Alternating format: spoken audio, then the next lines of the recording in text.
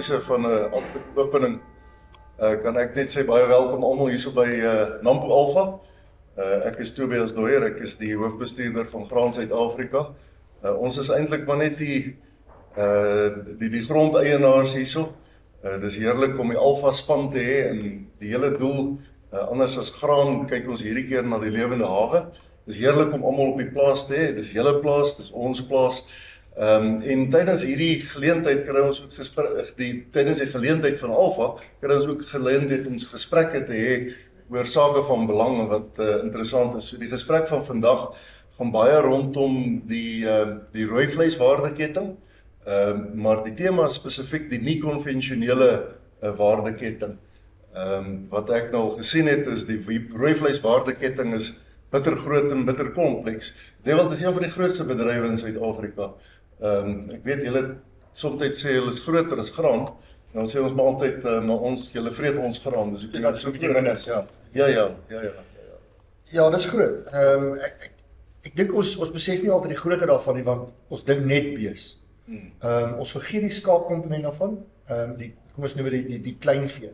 En dan natuurlik iets wat 'n ongelooflike bydrae maak tot ons ekonomie, wat ons vergeet is bok. Ek meen die informele mark vir bok in Suid-Afrika. Ek dink dit blaas ons weg as ons dink wat gebeur met bokvleis in Suid-Afrika. En dis totaal en al, ek meen ons slag formeel in Suid-Afrika. Ons het laas jaar dit daar 'n bietjie opgesit. Ons slag 1200 bokke formeel.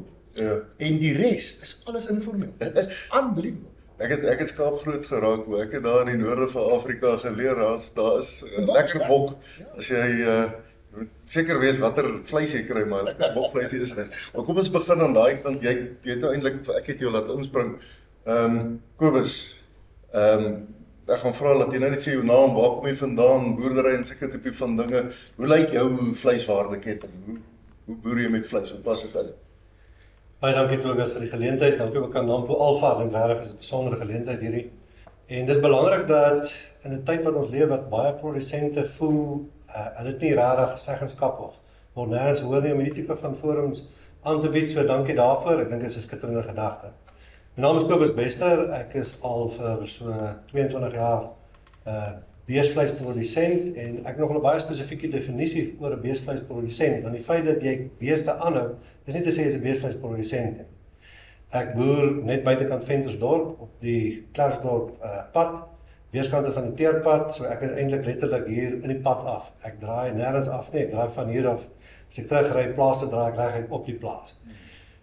Ek is betrokke by die stoetbedryf.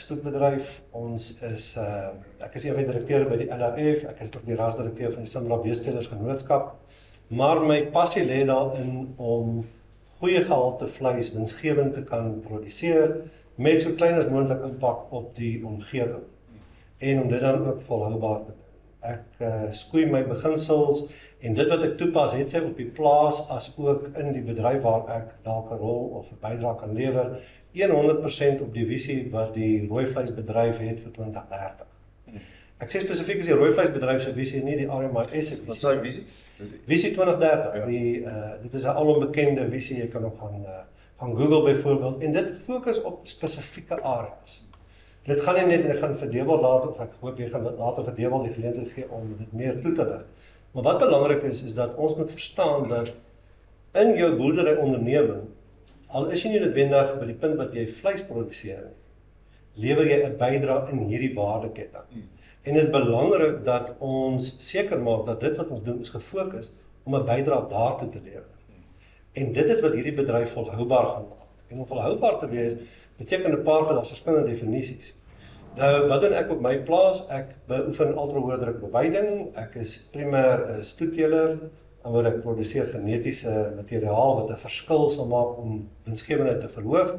Dan het ek ook 'n backgrounder besigheidjie op dieselfde stuk grond wat ek bedryf. Ek bedryf 'n klein voerkraal en die rede waarom ek probeer om soveel as moontlik van die fasette betrokke te wees, is sodat ek werklik die bedryf kan verstaan.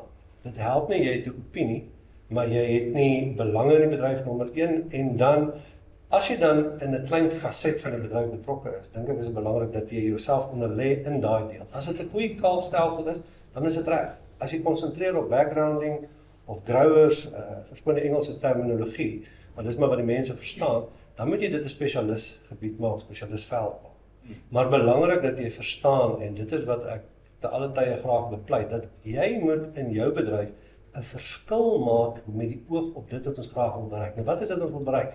Ons wil graag seker maak is 'n veilige produk so menslik as moontlik geproduseer. Die produk self moet veilig wees, die omgewing waarin ons dit produseer moet mooi gekyk word na. Dit gaan dan ook verder in terme van ons moet verstaan waar ons is in die bedryf. Met ander woorde, wat bedoel ek daarmee? Ons is op die oomblik 'n netto uitvoerder van beesvleis. Selfs nou in back and close here. Wat beteken ons produseer meer in hierdie land as wat ons self binneland kan gebruik. Ja, dit skep werk en ekonomiese groei. Dit skep werk, ekonomiese groei, dit skep allerlei geleenthede, maar ons moet ook vir mekaar kan sê dat dit bring ook 'n verantwoordelikheid en 'n uitdaging. En die verantwoordelikheid en die uitdaging gaan daaroor dat as ek meer produseer as wat ek plaaslik kan verbruik, moet ek 'n alternatiewe mark vind vir my produk. Ek, in my rol waar ek speel, kan ek dit nie doen nie. En daarom het ons mekaar nodig. Daarom het ons 'n Red Meat Industry Services nodig. Om seker te maak dat daai goed aangespreek kan word. Ons moet eerlik wees en ons moet statistiek en inligting gebruik. Ons moet tegnologie gebruik. Wanneer ons kyk na wat Gerard van der Burg van BFAP gister met ons gedeel het by Nampo Alpha, het hy dit baie duidelik gemaak. In reële terme verdien jy minder vir jou vleis. Dis die realiteit van die saak. So, wat moet ek doen om daardie situasie om te draai? Wat moet ek doen? En dit is deel van my fokus. Oral waar ek beweeg, het sy by die LRF, het sy in my genootskap, op plaas, in my gemeenskap, moet ek 'n verskil maak daaraan, sodat ons werklik volhoubaar kan wees. Ja, dis die klassieke boerderyprobleem. Soos wat ons meer produktief produseer, daal pryse, wonderlik vir die verbruikers. Hulle spandeer al hoe minder aan kos, en as jy dit nie goedkoper gaan produseer nie, gaan die Brasiliane dit doen. Nou, dis presies so, en wat ons moet verstaan is dat ons het nodig om seker te maak, dat dit wat ons oorproduseer, meer as wat ons plaaslik kan verbruik, en dit moet ons realisties wees daarmee.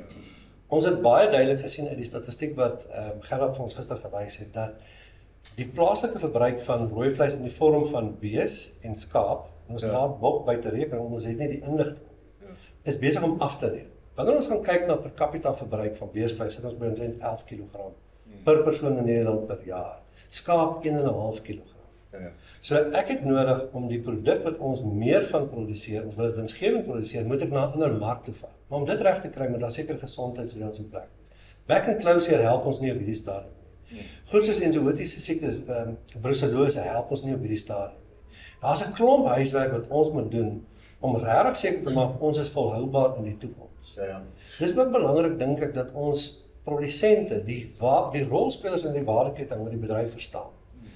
Ek raak baie hartseer wanneer ek op Facebook of ander sosiale media forme artikels sien of opskrifte sien soos my verse moet verkoop vir minder, my versvleis moet in die slaghuis verkoop teen minder geld.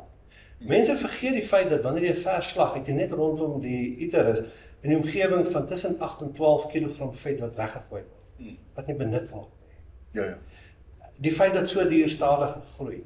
Ons is baie keer uit ons onkundige ongelukkigheid ons eie grootste vyand. Wanneer ek vir iemand sê, jy weet, shin, ek meen skenkel wat opgesny is, sopvleis, kos nou R170 in ons plaaslike slaghuis. Dan sê mense, dis verskriklik. Nou, kyk ek wat doen my vrou, kyk ek in die yskas, dan sien ek daarso is 'n pakkie pynappels. 450 gram, sy gekoop vir R80. Ja. Dit werk uit R177 per kilogram. Ja. Maar niemand sê iets daarvan. Ja. Ek meen, pynappel, opgesny in mooi blokkies by 'n baie bekende kettingwinkel, is duurder as rooi vleis. Ja. En deur daardie tipe van onkunde baie keer te gaan verkondig oor hoe duur is ons produk, wat doen ons? Ons sit ons eie bedryf onder druk. Ons sê vir ons potensiële kliënte, moenie ons produk koop nie, want ons wat in die waardeketting speel, is nie gelukkig met hoe dinge gaan. Ja. Dis daai klein goedjies wat ons aan moet werk. Ja, as boere skiet ons onsself baie in die voet in terme van die boodskap wat jy buitentoe sit. Jy dink nie altyd mooi, maar ek dink die belangrikste ding, ons sit bietjie met 'n ekonomiese tragedie. Gerard se syfers maak my so bang. Die feit dat, want wat hy sê is ons gebruik minder rooi vleis. Hoekom? Want ons middelklas het nie meer geld nie. Hulle word armer. En nou moet hulle die middelklas groei nie meer nie.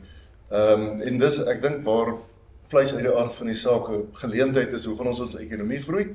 Ons moet meer effektief wees, ons moet meer mededingend wees, ons moet meer uitvoer. So, dis nou gesê van so ons het 'n bitter belangrike rol om te speel binne in die Suid-Afrikaanse ekonomie, net om die mense kos te gee nie, maar ook om die ekonomie te skep. Ek wil so 'n bietjie draai van net daar na jou toe voor te stel en te sê, maar hier sit jy, melk is die eerste woord wat gesê word, heeltemal van 'n ander industrie, maar jy sit ook in die rooi vleiswaardeketting. Hoe werk dit? Kyk, hulle het my gevra om vrae te vra, toe sê ek, maar ek weet bitter min van vleis, ek gaan dom vrae vra, toe sê hulle wel, ten minste keer verwag ons hierdie keer die dom vrae. So, julle moet maar met my vrae saamlewe. Ja, Tobias, dankie. Die suiwelbedryf is maar 'n moeilike een, so as jy dalk die domste vraag vra, gaan ek dalk die tuiste voel. Ek is Fanie Ferreira, ek is die uitvoerende bestuurder van die melkprodusentenorganisasie in Suid-Afrika.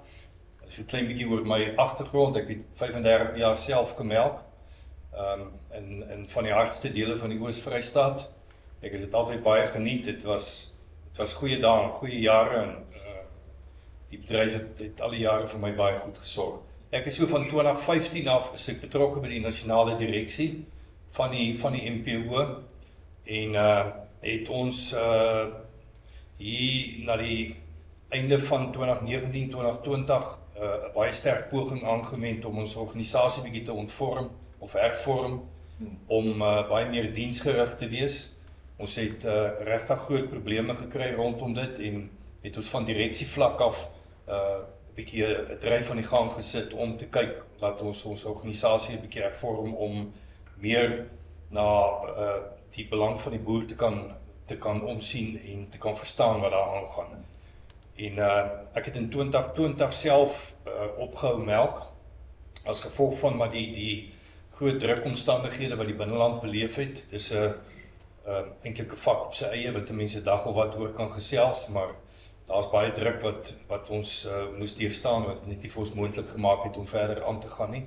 Ek was eintlik op die punt om klaar te maak met die MPO, en toe is ek gevra om te help in die hervormingsproses waarmee ons besig was, het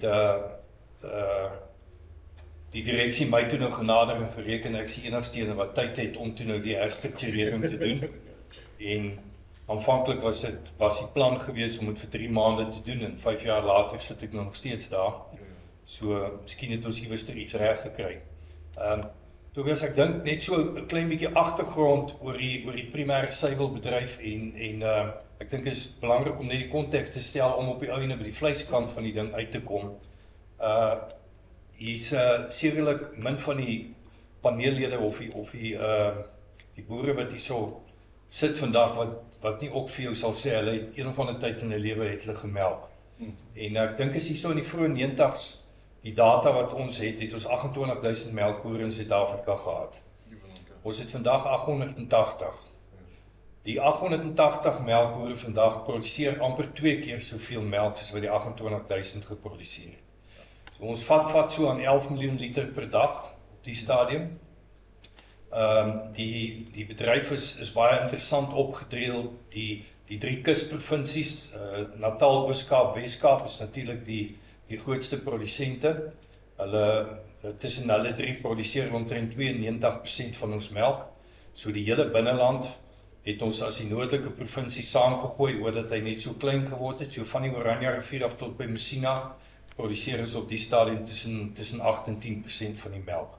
Die interessante van dit is dat steeds 65% van die melk word verbruik binne die groter Gauteng area, maar dit word in die kusgebied geproduseer. So as ons nou nie oor die koolstofvoetspoor hoef te praat nie, dan sal dit goed wees, want ons het nogal heel wat skuld wat dit aanbetref. Oor dat ons die melk so ver word die gesprekke op die lang duur, so ver van ons mark af produseer. Ek het nou die dag by die Graan SA Kongres nogal ook of hulle Agri SA se kongres nogal genoem, jy weet, laat ek dink die verbruiker van die toekoms gaan nogal vir ons 'n paar reëls stel wat dit aanbetref. En wat ons na sal luister. Ek gaan nie nou met jou, ek wil nie daai debat oopmaak nie, maar is daai verbruiker net sy sportsnutsvoertuig, sy SUV, na 'n gewone kar toe kry, dan spaar hy 25% koolstof, maar dis 'n debat vir 'n ander dag. Ja. In elk geval, ons bedryf is op plaashekpryse, is 26 biljoen rand werd. As ons hom na ons sekondêre bedryf toe vat, waar hy verwerk word, en voordat hy van daar af uitgaan na die kettingwinkels toe, skiet hy op na 85 biljoen rand toe. So dis 'n groot finansiële komponent. Ja, wat ons aandeel in die rooi vleis aanbetref, is dit natuurlik die ding wat ons in die toekoms graag 'n bietjie beter sal wil definieer en sal seker wees dat ek dink die res van ons vennote binne in die rooi vleisbedryf ook sal verstaan en aandag gee daaraan dat ons ook 'n groot rolspeler is. Maar ek dink ons sal later in detail daarby uitkom. Sê gou vir my, hoe groot so 'n tipiese melkboer produseer dan melk en dan vleis, hoeveel wat Ja, ek dink as Wat klein er bietjie onder agtergrond daaroor kan gee, soos ek sê, ons produseer nou so amper 11 miljoen liter per dag. Dit is die vleiskant, nee, net die dis die melk. dis die melk. En dit word geproduseer deur nagenoeg 660.000 beeste, waarvan so 460.000 permanent in melk is, die res is in hulle droogperiode.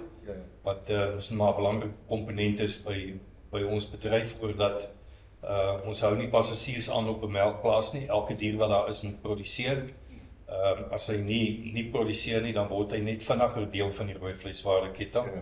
En ja, so ons slag jaarliks in die C-graadmark nagenoeg 220.000 van daai beeste word jaarliks geslag. Omtrent 1/3 van die Dis omtrent 1/3 en ons is huidiglik al in 'n stelsel laat jou beste derde van jou beeste, ek sal sê genetiese beeste, word deesdae, ek wil sê nagenoeg 80% van ons produsente is al op baie vlak dat hulle gesexte semen gebruik op baie derde van hulle kudde, om dan net verse te produseer, wat Dis nie meer so baie die bulkalers wat dis net in die wat vir jou vervangingsdiere sal gaan.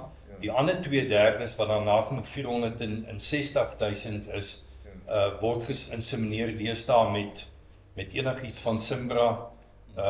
Hereford is deesdae baie gewild, veral as jy kyk na jou Jersey en jou kruisras, wat baie van die ouens lief is om te melk, is natuurlik se praat van kruisras, dis 'n kruis tussen 'n Jersey en 'n Holstein. Dis 'n bees wat baie gewild is in Australië en Nieu-Seeland. En hulle doen dit doeteenvoudig omdat ons hele bedryf is maar geskoei op die produsering van solides binne. Hoeveel persentasie van 'n melkboer se inkomste kom uit vleis uit? Dis hier nagenoeg 15%. Okay, so dis 'n betekenisvolle inkomste daar. Ja. Maar jy het ook, ek dink, as 'n mens kyk na die vleis, in die totaliteit van die vleisprentjie, hoeveel van die vleis kom van die melkproduksiekant af? Kyk, Min of meer. om dit nou net die konteks reg te stel en te verstaan, dis ek moet dit partykeer baie mooi vir mense verduidelik dat hulle verstaan. Ons het 660.000 net produserende diere op die plaas. Ja. Ons het wel hier by 1.2 miljoen as ons gaan na die verse en kalvers toe op wat op die plaas is. Maar tussen daai 660.000 produserende diere verkoop ons ook 660.000 diere per jaar. Ja. En dit is die derde wat ons uitslag, en die uitslagpresentasie word uitgewerk na aanleiding van die laktasies. So ons sit gemiddeld in ons land nou op 'n laktasie van selfs 'n klein bietjie minder as 3 jaar. Ja. So elke bees hou nie of 3 laktasies. Ja. So elke derde laktasie, na die derde laktasie moet so bees geslag word. Dit is eenvoudig hoe dit werk.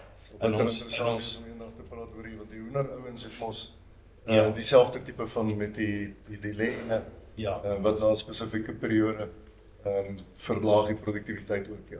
So net om klaar te maak daarmee, die 220.000 is dan die derde van die lakterende diere, Ja. en dan die 440.000 diere is dan jong diere. Ja. So die res van ons kuddes wat nie met die sekssemen geïnsemineer word nie, word tipies dan nou met met vleis semen geïnsemineer. Dit is daar's 'n wye reeks, die Angus is Maar baie dit is spesifiek vir die vleis. dis reg en hulle die ouens begin al hoe meer 'n spesifieke mark soek vir daai diere en daar's voerkrale wat al jy weet elke jaar wag om al daai diere by van ons produsente te koop.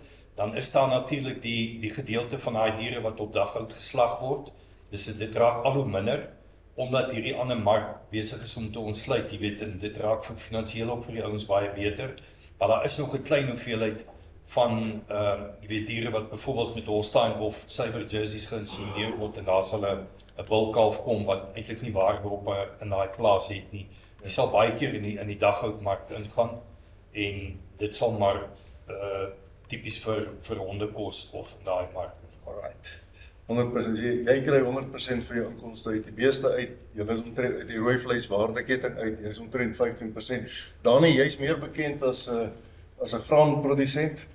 Ek wou amper sê, wie is jy en wat maak jy hier, soos Fanie ons altyd gevra het, by jy nou die dag produksieveiling gehad, hoeveel diere het jy aangebied, maar noem jouself 'n graanprodusent, waar pas beeste in die rooi vleis waardeketting in jou besigheid, jou bedryf in? Tobias, dankie. Ek sit onder protesie, maar ek is hier. Nee, ek dink wat belangrik is daar's min graanboere wat nie 'n veekomponent het nie. En ons het almal groot geword. Jy moet een bees hê vir elke hektaar wat jy saai en dit kan net nie meer gebeur. Ek bedoel die insetkoste het so gestyg dat jy moet vandag 2 beeste hê vir elke hektaar wat jy saai. As jy daai misoesjaar, daai insetkostes wil cover. Ek dink dit kan net nie meer gebeur nie. Jy weet beter as ek dink die gemiddelde graanboer produseer seker deesdae 1200-1500 hektaar droëland, dan moet daai ou nou 2500 beeste hê. Maal dit met 'n 6-7 hektaar per groot vee eenheid, dit bestaan nie. So wat belangrik is dis maar 'n risikomitigering vir ons om die vee te hê. Uit die aard van die saak het ons met ons lande in die wintertyd het ons surplus kos. So dis 'n add-on vir ons en ons is maar eintlik op 'n speenkalfstelsel dat ons speenkalvers verkoop en daarmee saamgaan. Maar ek wil 'n paar goed sê rondom die industrie en rondom die bedryf. En ek wil nie hele graanbedryf wat ek deel van is heuning smeer om die mond nie, maar die graanbedryf in terme van 'n graan Suid-Afrika doen vir die boer baie meer as wat ons in die vleisindustrie sien. En ek hoop ons kan vandag se gesprek bietjie by dit uitkom om te sê wat kort hier. En miskien het hierdie back and claw krisis wat nou ontaard genoodsaak laat almal van die MPO tot RMIS tot RPO tot NBKV praat en sê hoe gaan ons hierdie krisis aanspreek? Jy sit by jou met landbouekonome, jy voorsien insetkostes, jy ontwikkel markte, jy sorg dat die uitvoere van sojas kan plaasvind, jy onderhandel die dieselrabatte. En dan wil ek vandag vra, is die vleisbedryf daar? Is ons graderingsstelsel wat ons vandag het nog relevant in die wêreld? Want my bietjie kennis is, hy lyk in Suid-Afrika so, hy lyk in die wêreld so nie. So ek as boer kompeteer nie met die ander Suid-Afrikaanse boere nie. Ek kompeteer met die wêreldboer. Ek moet graan kan produseer teen uitvoerpariteit.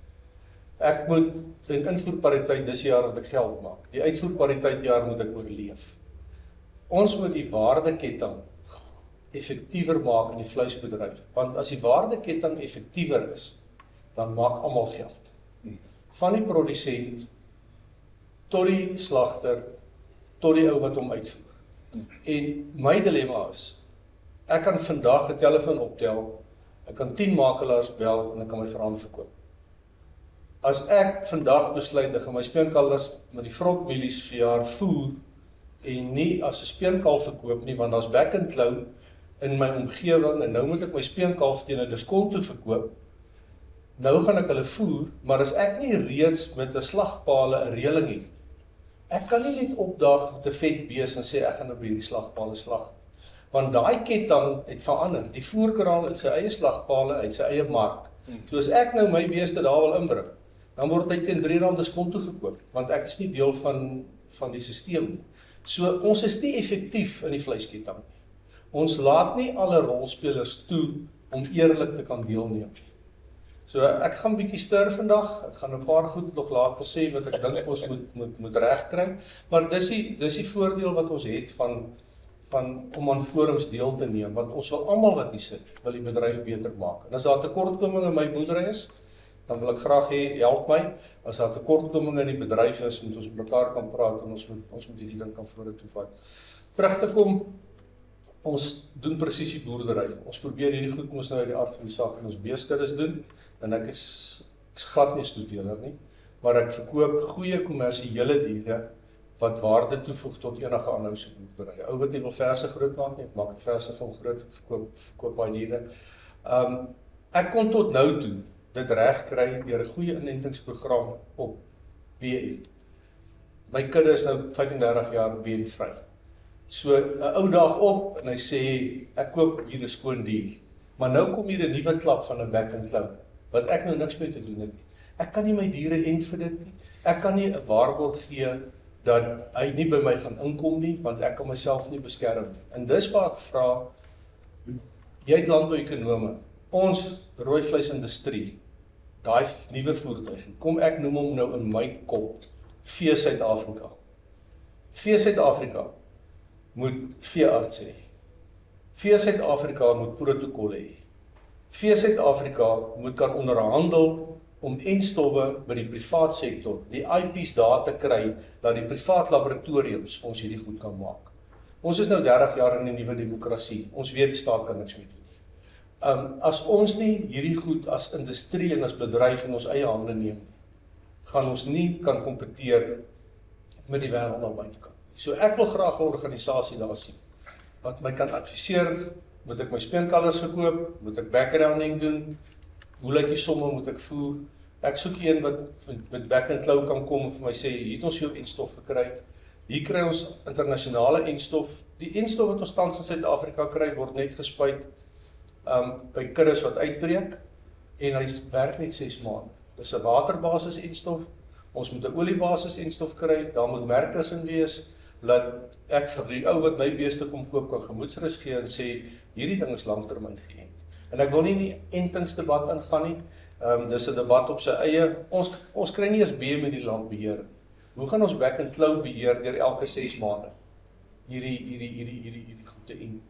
Maar 'n sterk industrieliggaam gaan ons help om hierdie ding vorentoe te vat, en ek dink ons sal later 'n bietjie die gesprek by daai goed kom.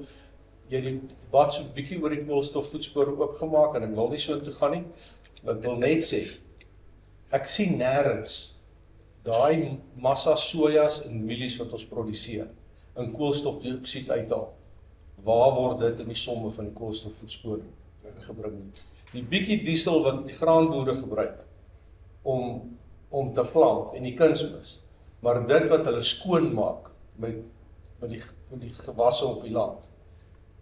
Weereens, dis 'n geveg vir 'n graan Suid-Afrika. Ek het 'n sterk industrieliggaam nodig om daai geveg vir my te veg. Ek as boer kan hom veg. Ja, dankie. Daarin is altyd, ek bly die nog so veel oor graan Suid-Afrika. Ek wil net sê, ons het nie net landbouekonome nie. Moenie vergeet die klomp patoe. Ek is altyd Julle het al. navorsers, Ek wil nie te veel julle speel nie. maar hulle van my sê, want ek is 'n landbouekonoom, so dan kom ek in die moeilikheid. Ek is altyd klein bietjie jaloers op Dewald, hy het so dramatiese probleme wat altyd uitgesorteer word. Jy weet die goeders, ons het ook ernstige biosekuriteit uitdagings binne in die graanbedryf, en dis 'n krisis deesdae. Laas jaar het ons gepraat van die gas is wild en sulke tipe van dinge. Dewald, so dan het nou 'n bietjie die ding oopgemaak. Ek dink dis die probleem van die nie konvensionele waardeketings. Ons vertrou net so op die rooivleisbedryf as 'n bron van inkomste. Ek wonder of Fanny dieselfde sou gesê het, nee, boys, daai 15% van my is krities vir 'n ou se inkomste. Jy's nou by die RMAS, wat seker die RVID sal wees in Afrikaans, rooi vleis Industriedienste. industriedienste, ja. Die vertel gou, wel, jy moet seker sê Dewald en waar jy vandaan kom en seker tipe van dinge, maar vertel hoe, in kort, wat is RMIS en kom het ontstaan, hoe werk dit? Okay, so ek is Dewald Olivier, die hoofuitvoerende beampte en uitvoerende direkteur van RMIS, daar is nie Afrikaans daarvoor nie. En ons het ontstaan vanuit die ou statutêre heffing uit en die 4 primêre lede van die RMIF, as ek so kan sê, die ou rooi vleisbedryfsforum, het bymekaar gekom en gesê, ons betaal 80% van die statutêre heffing, maar as 13 rolspelers het besluit hieroor, en soos dit 'n goeie Suid-Afrikaner betaal, het ons afgestig en gesê, kom ons stig 'n organisasie vir onsself wat die primêre waardeketting bedien van die produsent van boer reg deur tot by die abattoir. Ons beskou dit as die primêre gedeelte van die waardeketting en ons het 'n diensteorganisasie opgestel met 'n sekere 'n klomp 'n mandaat spesifiek om te kyk na sekere goederes en natuurlik 'n stem vir die totale waardeketting. So as ons kyk na die 4 pilare is verskriklik belangrik om net daar te begin. So dieregesondheid en vleisgesondheid. So ons sê in die Engels is dit baie makliker as animal and public val onder ons. Animal and public health, die eerste gedeelte is na diere spesifiek en die gesondheid van die diere. Die tweede gedeelte is vleisgesondheid, so dis waar die abattoir vereniging 'n groot rol speel, die SAMIC.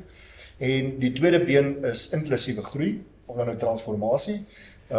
Ons voel en ons het gesê met ons plan dat die totale bedryf moet groei om transformasie te kan doen, veral omdat dit 'n statutêre heffing is.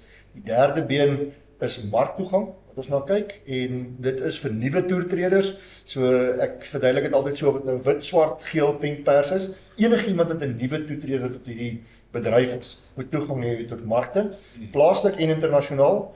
En dan uit die aard van die saak internasionale markte is soos wat dit sê en dan die vierde been is mededingendheid en volhoubaarheid. Normale, en ek dink baie van dit is, ek verduidelik dit in eenvoudige terme, ons voel baie keer dat ons meeding teen hoender en teen vark en teen al die goeders, maar dis nie ons kompetisie. Want solank ons verbruiker bly in die diereproteïen spasie, sal hy een of ander tyd spring van die een na die ander. Die probleem is hierdie ouens wat gras afsny en dit geur en soos vleis, dis ons groot probleem binne in die wêreldkonteks, nie net in Suid-Afrika nie.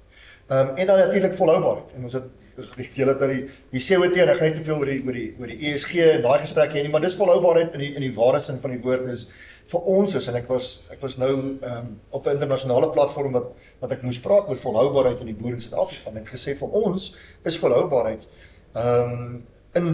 in kort om ons produsente op die plase te hou om te kan bly boer ad infinitum as ek so kan sê. Dis ons volhoubaarheid. Ons kan praat oor al hierdie mooi goeders, maar ons wil op ons plase bly en dit wil volhoubaar wees en ons wil vir altyd boer vir ons nageslag. Dis die 4 pilare wat ons het. En dan natuurlik ons het 'n strategie wat ons opgestel het.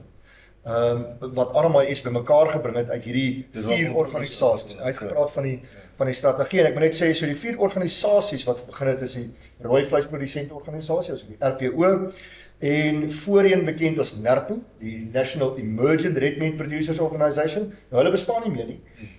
En ons is op soek na en ons is besig met onderhandelinge gesprekke oor hoe trek ons organisasie in wat die opkomende boere en spesifiek kom ons sê dit reg die swart boere verteenwoordig in Suid-Afrika. Maar dit val nie onder hierdie stadium onder die RPO in nie. Dat ons die voerkraal vereniging en natuurlik die abattoir vereniging. So hierdie 4 organisasies maak op hierdie stadium in die algemene terme noem ons dit die Red Meat Primary Cluster. Die primêre byvoeging of samevoeging van lede uit wat 'n adviesraad is vir RMIS. RMIS bestaan dan uit 'n raad van 8 lede waarvan 7 stemreg het. Nou ek sê dit so, elkeen van hierdie 4 organisasies het 'n direkteur wat hulle kan nomineer op hierdie raad en ons het 2 onafhanklike direkteure met 'n onafhanklike voorsitter, maar hy is totaal en al, ek wil amper sê van buitekant af ingekry. Hy het ook nie stemreg nie, want ons het in die verlede gesien dat 'n voorsitter kan baie maklik die rigting bepaal waarheen stemme gaan. So en dan het ek as 'n uitvoerende direkteur. So daar's in totaal 7 stemme waarvan die industrie self 4 hou op hierdie stadium. So indien die onafhanklike direkteure en Dewald besluit ons moet in 'n spesifieke rigting ingaan, dan kan die industrie ons op die regte pad hou. Dit is die veronderstelling. Ons het in ons strategie het ons sekere kruis items wat ons moet aanspreek. En van die begin af was die eerste item 'n verenigde stem binne die rooi vleisbedryf. Nou ons weet dat daar in die waardeketting gesprek, en dis 'n eeueoue gesprek wat altyd sal bestaan, want dit is 'n ekonomiese gesprek. En Dani het ook daarna verwys is die verkoop van 'n speenkalf byvoorbeeld aan 'n voerkraal. Nou dit is niks unieks wat julle in die graanbedryf Kan het. ek sommer stout wees, hoe gaan jy vir my in 'n Melanar kring saam te stem? Maar 100%. Waar jy gedink gaan jy verenigde stem kry daai spanne? Die feit is, en ek hoor dit, maar dis 'n ekonomiese probleem. 'n Produsent wil soveel as moontlik hê Ja. en ek sê dit nou nie dat die skal is soveel as moontlik hê vir die swakste kalf. 'n Ja. Voerkraal wil so min as moontlik betaal vir die beste kalf. Dis 'n ekonomiese beginsel. Ja. Maar, en ek dink dis waar die verenigde stem vandaan is. Ek sê altyd, as ons nie praat van bees, skaap en bok, of beesvleis, skaapvleis en bokvleis, alles verder is dit, is politiek. En dis wat ons probeer uithou met RMIS is om te sê, kom ons kyk na die waardeproposisie wat die waardeketting bring en die dienste wat binne dit geleer word. Die politieke gesprekke kan ons daar buitekant hê en ons kan vir mekaar vies raak oor dat die een voerkraal te min betaal en die een te veel betaal of die abattoir nie hierdie koop nie en dit moet aangespreek word binne hierdie waardeketting as 'n verenigde stem. Maar daar sekere goeders wat ons moet verstaan wat altyd sal kan wees. En ek dink wat RMIS probeer doen is om te sê hoe lewer ons hierdie diens om 'n gelyke speelveld te maak en die rooi vleisbedryf op die next level te sit. Want ons weet en daarna jy daarna verwys na die internasionale mededinging. En dis wat ons is 'n netto uitvoerder van rooi vleis. Ons betree die wêreld van Australië. Nou almal aspireer en ek meen ons kan nou baie sê oor die Australiërs. Maar Tobias, daai ons is ongelooflik op die manier op die vlak wat hulle opereer met hulle lewende hawe in die wêreld. Hulle het 'n absolute landbouekonomie gebou daaruit om uit te voer China toe. Nee, 100% en hulle moet dit doen. Ek bedoel, hulle is baie soos Namibië in die opset dat hulle moet uitvoer want hulle het nie genoeg vleiseters binne hulle land. Ja, dit wat 16, 17 miljoen, nee, ek dink bietjie meer. Yes, Ja. maar ek bedoel hulle is die, ek wil sê amper die mees suksesvolle en gesofistikeerde rooi vleismark of verskaffers in die wêreld. Hulle is presisie boere par excellence. En ons moet dit eet wat ons kan. Ek wil nie die vis analogie gebruik nie, ons moet die choppie eet en die been los. En van wat hulle doen, want hulle doen dit ongelooflik goed. En RMIS, ons het gaan kyk na dit. Ons is eintlik geskoei op die Meat Livestock Australia model. So ons het juist gaan kyk oor hoe doen die Australiërs dit met 'n diensverskaffersorganisasie en gesê, kom ons aspireer om soos hulle te lyk. Nou ons moet onthou dat RMIS het begin in 2022. So ons is 3 jaar aan die gang. Waarvan die eerste jaar maar 'n oorgangsfase was om uit 'n ou stelsel uit te kom. En ons het vir die eerste jaar was RMIS het bestaan uit Dewald. Ek meen, dit was net ek gewees wat 'n span bymekaar moet sit en waar ons vandag staan met 'n span van 9 mense. Nou, ek sê trots net 9 mense, maar en ek dink dit gaan ook nou 'n deel wees van hierdie gesprek. Dis totaal ontoereikend vir dit wat ons moet doen binne RMIS net 9 mense. En die grootsheid van hierdie bedryf, as ek net kyk na en luister wat Fanny sê en wat jy sê Kobus met betrekking tot dit wat moet gebeur. En as ons kyk na ons strategie oor dit wat moet gebeur. Ons kan nou daarin gaan. So ons het 'n gesprek gehad rondom binne in die bedryf om te sê waar was ons grootste hakplek gewees met betrekking tot die staat? Want ons kan nie die staat uit hierdie vergelyking uithaal. Hulle speel 'n ongelooflike belangrike rol, maar daar wil ek saamstem. Ons moet, en ek sê dit altyd Tobias, ons moet beheer neem oor ons bedryf. Dit is nie, die regering is nie beesboere nie. Hulle is nie skaapboere nie, hulle is nie bokboere nie. Hierdie is ons bedryf. En wat ons doen op 'n groot mate is, en ek is baie passievol daaroor is, ons gee die probleme die hele tyd terug vir die regering en sê, gee vir ons 'n oplossing. Dan gee hulle vir ons 'n oplossing. Meer werk nie. Nee, dan sê ons, wat het julle gedink? Hoe dink julle om hierdie oplossing te implementeer? In plaas daarvan dat ons sê, dis die oplossing wat ons wil sien, dis hoe ons wil hê dit moet lyk, en dis hoe dit geïmplementeer moet word. Ek wil so 'n bietjie praat. So ek dink dis 'n groot gedeelte van dit wat ons wil doen binne in RMIS om te sê, kom ons bring die oplossings na die tafel toe. As 'n waardeketting. So die gesprek byvoorbeeld onder andere met die kantoor van die minister is 'n waardeketting gesprek. En omdat ons daai gevegte het en jy sê dis niks unieks in 'n geval binne in die landbouomgewing nie, maar moet ons 'n verenigde stem na die regering toe vat.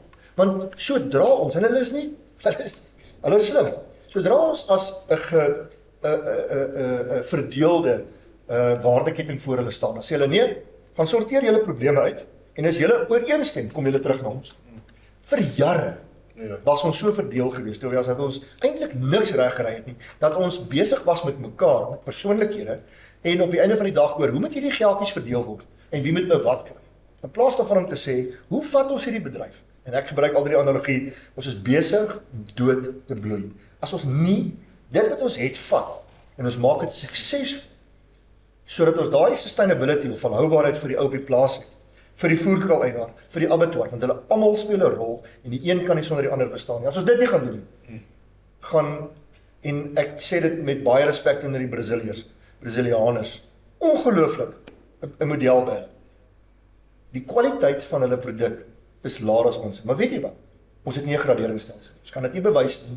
En as ons nie gaan saamstaan om daai tipe goeders te begin implementeer nie, gaan ons net nooit daar kom nie. En ek is passievol oor die feit dat ons alles het in ons land. Ons weet, ons het 'n produk wat gesog is wêreldwyd. Hulle sê dit vir ons. Maar weet jy wat hulle, ons kry nie die premies daar buite nie. Hoekom? Ons kan nie saamstem oor 'n graderingsmodel nie. Ja. Onder andere, dis een van die Dis 'n gesprekke. redelike krisis. So weet ek is half jaloers en verbaas oor 'n paar goeters. As ons kyk na die graanbedryf, ons is soortgelyk, maar ons het nie een enkele organisasie wat dit doen nie. Ons sit met die SAGL, die graanlaboratorium, en op die graanlaboratorium sit daar die 3 besturende, of die melenaars en die produsente melenaars en die verwerkers en die verkopers en so, die bakkers en so. Ons het dan die graaninligtingsdienste, wat ons dieselfde tipe van ding het. So, in feite het ons sinne so half afgebreek oor 'n klomp verskillende goeders. Ons het die tegnologie en teelagentskap SACTA, wat daai kant is, en dan het ons Sosia, wat kyk na die wintergrane, wat daai kant is. So ons het amper 'n gefragmenteerde ding in die graan, so julle het een ding. En ek dink back and close sit natuurlik verskriklike druk op die stelsel. Dis normaal dat almal bietjie vies is vir mekaar, weet, want die druk is groot. Maar hoekom sukkel julle so met 'n enkele organisasie om jy weet, julle het 'n pragtige struktuur. Wat is die behoeftes daar buite wat jy dink die ouens vra? Wat is die goeders wat gedoen moet word? Of die probleme, hoe sien jy dit? Die grootste enkele menslike ding wat moet gebeur is. En dit gebeur tot 'n mate, ek dink dit moet nog baie meer gebeur is. Almal wil gehoor word. En ek dink ons moet begin besef, ek was by die voerkraalvereniging voorheen gewees, en ek het nie, al die voerkraal in Suid-Afrika was nie lid by die voerkraalvereniging. Maar wat ontsettend belangrik is om by daai voerkrale uit te kom, wat nie lid is van die voerkraalvereniging, en by hulle te hoor, eerstens, hoekom is hulle nie lid nie, en die tweede plek is, nog steeds te hoor wat hulle sien gebeur, want hulle speel 'n rol. Met die navorsing wat Gerard hulle vir ons gedoen het by BFAT, was dit presies dit gewees om te sê, ons het hierdie groot rolspelers, en dit is so, ons het 'n Caron Beef, en 'n Sparta, en 'n Beefmaster, en 'n Charmer, en hulle speel ongelooflike groot rol. Maar die kleintjies, en ek dink as ons kyk na die melk, die suiwelgedeelte, ek dink, byvoorbeeld Beefmaster koop 'n klomp van die beef to dairy diere, ek weet hulle koop dit so in. En dis 'n spesifieke ding wat hulle aanspreek. Maar dan is daar 'n klomp kleiner voerkrale wat ons moet gaan hoor is, want hulle speel tog 'n rol. Hulle het 'n ongelooflike groot waarde wat hulle deel. En dis waar die ding kom. Die mense wil gehoor word. En ek dink baie keer ek sit as RMIS en ek vra, wat is dit wat buite op die grond aangaan? Wat wil die mense sien? En nie net, en ek gaan name noem, nie net 'n Caron Beef. Ek wil nie net hoor wat Iwer sê nie. Want van hulle kant af het hulle 'n sekere strategie en hulle weet waar hulle op pad is. Wat sê die res van die wêreld? Hoe wil hulle hierdie ding sien uitspeel? Onthou, 'n gedeelte word gediens en 'n baie groot gedeelte word deur hulle gediens. Maar daar's ander rolspelers wat definitief 'n inspraak het. Wat lewer aan die plaaslike slaggers. Ja. En dis hoe die ouens hier buitekant hier wat rooi vleis eet en Caron lewer nie aan dit. Ja. So ek wil nou graag so 'n bietjie die ding oopmaak. Wat jy altyd moet onthou is uit die dis mos uit die bemarkingswet, die Marketing of Agricultural Products, as daai ding statutêr verklaar word en dis 'n algemene heffing, jy is die direkteur en die ander direkteure het 'n nasionale verantwoordelikheid. Jy het nie verantwoordelikheid teenoor 'n kar en jy sit met julle sit met publieke geld wat vir almal aangewend moet word. En nou word die uitdaging hoe luister jy vir almal. Ek wil graag so 'n bietjie hier 'n draai maak. Ek gaan sommer so Ek gaan Daniel van die Kobus. Ek dink Dewald en ek moet julle geluk wens om in 3 jaar te kom waar julle gekom het. Maar dan wil ek sê, daar moet verandering kom en daar moet vernuwing kom, want ons wil by vir Suid-Afrika uitkom. Julle sit in die bevoorregte posisie van die statutêre heffing, waar daar geld is. En as ons daai geld moet vir meer vra, omdat ons meer wil doen, dan moet ons ook bereid wees om dit te doen. My vraag is, en ek is net die produsent, en ek kan vra wat ek wil vandag, is, moet die MPO nie op jou struktuur sit nie. Want hierdie back and claw het nou gemaak, dat ons 'n gemeenskaplike vyand het. Die melkboer wil hom nie hê nie, die vleisboer wil hom nie hê nie, die stoetboer wil hom nie hê nie, die waardeketting, die slagpale, niemand wil hierdie dinge hê nie, hy kos ons net geld. So ons het klomp gemeenskaplike vyande, wat ons as industrie saam moet fight. Oor die prysoorlog van wat se speenkaal werd en dit is irrelevant. Dit gaan oor die industrie. Dit gaan oor hierdie normes.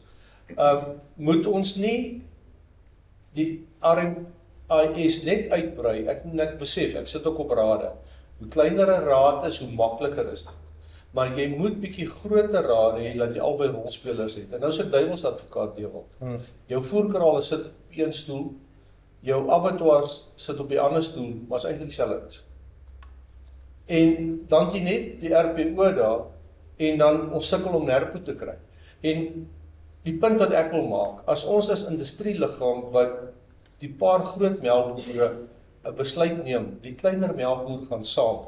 As ons 'n brug bou oor 'n rivier vir om te kan veilig oorkom met back and claw, dan daai selfde klein boer kan oor daai selfde brug ry. So die industrie moet die gesonde besluite neem, of die groot boer en die klein boer kan daar kom. Moet ons nie die RMIS verder ontwikkel om by 'n vir Suid-Afrika te kom. Oor die goed van een man wat met die regering praat, al daai voordele het ons daar. So ek dink ons het 'n goeie voertuig by julle, maar ons moet my voertuig so bietjie breër maak. Ek wil so 'n bietjie vir jou debatteer. Dis ons is. Want as jy vir my sê, ons het nou in die graanbedryf is ons deur dieselfde proses. En ons wou sê, maar kom ons bou 'n graanwaardeketting in Suid-Afrika. Laat ons met een stem saamstem en praat met die regering. Die ouene het ek gesê, daar sê 'n manier nie. Ek praat namens die boere, julle melenaars, julle kan langs die melenaars praat, maar daar is goeters waaroor ons fundamenteel verskil. Jy weet ons is in die hofsaak. Ons tot in hofsaake fundamenteel verskil ons van die melenaars en so. Ek hoor dit jy sê, maar praat jy nou van 'n groter ding wat almal insluit, of praat 'n mens van 'n besigheid wat spesifiek na die produsente se kant omsien? En dan wil ek net so vinnig my verstaan, Dewald, is julle statutêre heffing, die ding word gewoonlik 3 tot 5 jaar iewers? 4 jaar. 4 jaar. So jy dan nou nog 'n jaar en dan dien jy 'n nuwe aansoek. Binne die aansoek kan jy nou sê, goed, jy kan die direksie verander, jy kan die hele besigheid verander, maar daai raad is ook 'n ding wat 'n ou nou moet onderhandel, want ons jy weet, hoe werk die balanse daar tussen? Almal op daai raad is konflikte. Hulle het almal hulle eie belang en jy moet 'n bietjie 'n balans tref tussen die ding. So dis 'n versigtige onderhandelinge wat ou in gedagte moet hou. Maar uitstekende punte, maar vir Suid-Afrika, dink so 'n bietjie, ek sien Fanie is opgewonde. Spring gou in. Ja. Daar nee, ek kom nou terug na jou. Ja. Tobias, ek dink wat krities belangrik is as ons kyk na die waardeketting net, dan moet ons gou vir ons mekaar sê wie's die mees in Engels vulnerable. En dis altyd die primêre produsent. En ek dink dit is waar ons op die stadium die groot behoefte wat ons mis binne in die rooi vleiswaardeketting is, daar word nie genoeg aandag gegee aan die primêre kant van dit nie. En ek sal graag wil sien, en dit het presies nou daaraan geraak, laat die sekondêre rolspelers binne die waardeketting meer op hulle eie moet staan.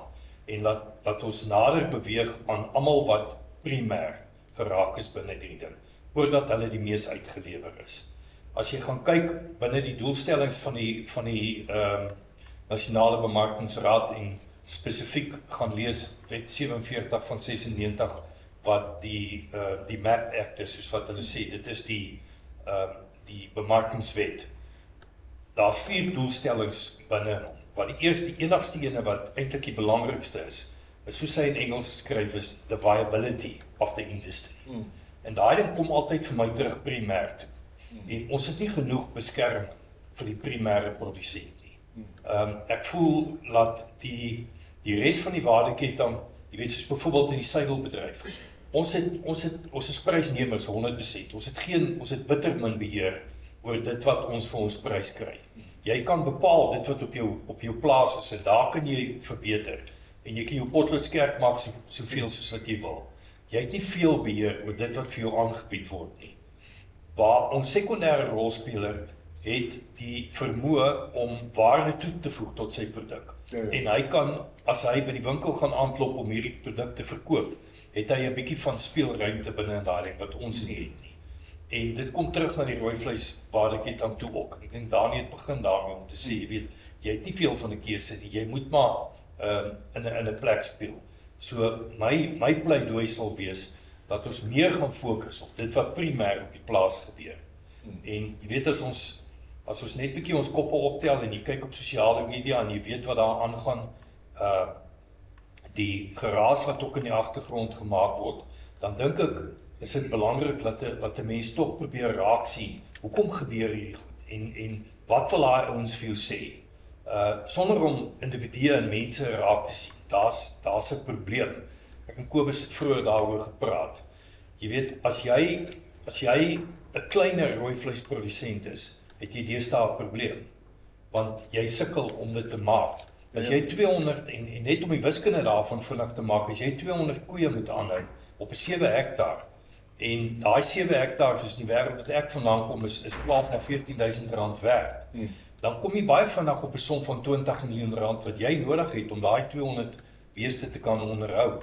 En daai som werk nie mekaar nie. Jy kan baie makliker eerder daai 20 miljoen in die bank gaan sit en van die rente afleef as wat jy probeer om van 200 koeie af te leef. En dis die groter uitdaging wat ons het. En ek dink ons spreek nie daai ding volledig altyd aan nie. En ek sal dis hoekom my fokus wil graag wees dat ons meer kyk na wat op die grond aangaan en dat ons daar beter kan saam staan. En as ons statutêre geld moet gebruik, dat ons kyk hoe ons daar kan beveilig. Ek stem baie mee saam en nogal in die bemark oor tyd en ons het die waardeketting bitter nodig, maar produsente het 'n ander realiteit. Die waardeketting is gekonsentreer, hy's groter, dis groter besighede. Nêrens in 'n produsente organisasie of 'n produsente ekonomie is daar enkele groot produsente wat soveel in navorsing en ontwikkeling kan belê as wat 'n groot voedselmaatskappy kan doen nie. En ons moet nie vergeet nie, hierdie is die marketing of agricultural products. En dit lê binne in die departement van landbou. Dis nie 'n handel en nywerheid, maar kom ons daai stoei vorentoe. Ek stem eintlik saam, die balans moet bietjie oorswaai, maar ons moet altyd 'n balans hê want elke mielie wat ons verkoop eindig op die ou einde in snaakse vorm of dit nou cornflakes of mieliepap is, snaakse vorme en as jy weghardloop van die waardeketting verlos jou verbruikers jou Vannie, maar wat baie spesifiek, wat wil julle hê van RMIS af? Of van die dienste af, algemeen? As jy huidig wat moet ons gedoen kry? Wat is die uitdaging van primêre van die veeprodusent vandag en dan praat ek spesifiek uit 'n melkperspektief uit. Ons groot probleem is back and clap. Dis 'n siekte wat soos wat hy huidig in Suid-Afrika hanteer word, kan hy ons bedryf uitroei binne maande. Ek dink dis nie 'n geheim nie, almal weet dit daar buite dat die melkkoei in 'n absolute besonderse manier aangetast word met back and clap. Dis totaal anderster as wat in die rooi vleisbedryf is. In ons geval sal daai koei binne daar 'n verskriklike somatiese telling ontwikkel. Daarna is dit baie vinnig erge mastitis en daai beeste in meeste gevalle verloor die meeste van daai beeste. En met die huidige inentingsstrategie wat ons het en die 3 maande enstof wat ons van Botswana gebruik, is totaal oneffektief. Ons het nou in Heidelberg 'n melkboerdery wat vir die tweede keer nou positief is. Hulle laaste keer wat hulle geënt het, is nou vandag 2 maande en 3 weke terug. Ja. So daai enstof het nie eens 3 maande gehou. Ja. En daai koeie is weer. Daai boer rapporteer aan my dat dit is nou 10 keer erger as wat dit die eerste keer was. Ja. Dit is ons probleem. Ons sit met protokolle wat nie vir ons werk nie. Ons sit met 'n enstof wat ons nie het, wat ons nodig het, wat ten minste 12 maande dekking het en wat natuurlik die merkstof in het. Daar is in die wêreld enstowwe wat gemaak word wat vir ons kan aanspreek. En ek dink dis die ding. Ek het deelwat baie gepraat daaroor. Ek dink nie ons gaan vreeslik verskil daaroor nie. Dis goed wat net gedoen moet word. Ons voel net partykeer van Suidel se kant af, ons word nie altyd presies gehoor nie. Daar word dalk meer aandag gegee aan die rooi vleisbedryf in terme van as dit kom by back and claw, terwyl ons eintlik die mees vulnerable in die ketting is. So dis een van die groot goed wat ons in 'n toekomstige model waar ons dalk meer samewerking of verteenwoordiging het, baie beter kan saamwerk. Dan ek kom terug na jou toe. Ek weet nie alles wat jy doen nie, maar ek weet graanprodusente soos jy het die polisie se werk al begin uitsorteer met kameras en saamwerk. Jy het al die paaie departement oorgeneem, jy het die departement van gesondheid oorgeneem met klinieke, jy het die departement van en so kan ek nou aangaan. Wat is dit wat ons moet doen in die rooi vleisbedryf en 'n paar gedagtes rondom hoe om dit effektief te kry. Ons het begin daar by die Livestock Incorporated, maar hoe moet mense doen en wat werk in terme van samewerking as mense dit vorentoe vat? Toe is dit belangrik. Ek dink hier's 'n goeie voorbeeld van back and claw. As die MPO op die RMIS is, kan hulle saam na die regering toe gaan en sê melkboere sien sy bees 2 keer 'n dag of party 3 keer 'n dag. Hy kan sy kudde ent elke 6 maande, want 'n melkboer is gekeer om dit te kan doen. Ons as vleisboere, die goeie boere kan dit doen, maar die gemiddelde ou gaan dit nie doen nie. So hier kom ons sê, ons maak 'n uitsondering op back and claw. Melkboere ent julle beeste voorkomend, want hy kan 70% van sy kudde verloor. My bees word 2 weke siek en hy's gesond. So hier's 'n goeie voorbeeld van as die industrie daar saam is, en ek stem saam met jou. Die produsente moet hulle self organiseer en hulle moet beter wees en hulle eie dienste lewer. Maar hulle moet goed daar verteenwoordig wees, dat daar waar ons by die industrie goed kom, laat die RMIS vir ons daai goed doen. En ek dink, as jy vandag vir my vra, waar is ek lid van 'n vleisorganisasie, dan weet ek nie eers of ek 'n lid van die RPO is nie. Dalk trek hulle my geld af, dalk trek hulle af, ek weet nie. Want niemand het my nog genader as ek deel van 'n organisasie. Die Graan Suid-Afrika benader my gereeld en ek betaal my heffing en ons gaan aan. So die punt wat ek wil maak is, ons moet RMIS daar juis kry vir hierdie krisisgoed, vir die industrie, vir die bedryf, vir die gradering. Ek bedoel, daai gradering moet op 'n nasionale vlak uitgesorteer word. En as ons hom nie daar uitsorteer nie, dan sorteer jy hom soos jy met 'n hofsaak uit.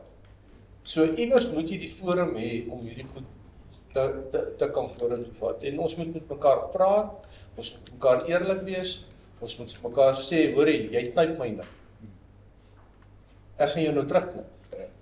Ons sal so 'n bietjie moet dink oor hoe sit ons ouens op RMIS, op die ouens soos jy gesê het, hou dit klein, hou dit dinamies. Die oomblik as 'n ou melk opsit, dan gaan die abattoirs en die voerkraal ouens sê, maar in daai geval is die hele balans verkeerd. Ons moet nou hier ook ouens bysit en dan het jy nog 6 ander ouens wat bestorm en sê, maar hulle moet ook op die raad wees. Nou moet so 'n bietjie dink, hoe hou jy dit klein en dinamies? Maar Kobus, ek wil nou terugvat, jy's nou ongelukkig die suiwerste rooi vleisman hierso. Wat hoor jy van die ouens van die ander kant af? Is jy gemaklik daarmee as die melk ouens nou in jou sop wil kom roer en maar wat sien jy? Waar sien jy die raakpunte van die voort? Ek sou sommer stout oor die sop. Ek mag vir jou sê, ek kyk dit vanuit 'n meer holistiese, maar gespesialiseerde pakpunt. Ja. Wat bedoel ek dan? Ons het spesifieke doelwitte wat ons moet en wil bereik. Ons moet dit bereik, anders gaan ons nie volhoubaar wees nie. Ons moet eerlik wees daaroor.